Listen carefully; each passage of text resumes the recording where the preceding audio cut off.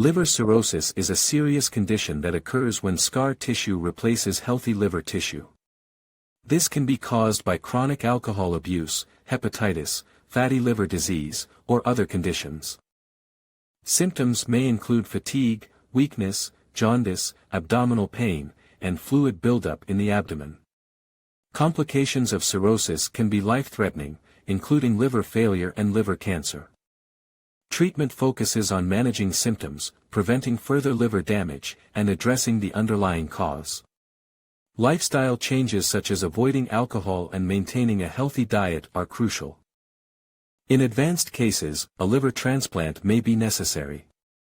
Regular medical monitoring is important for managing cirrhosis and preventing complications.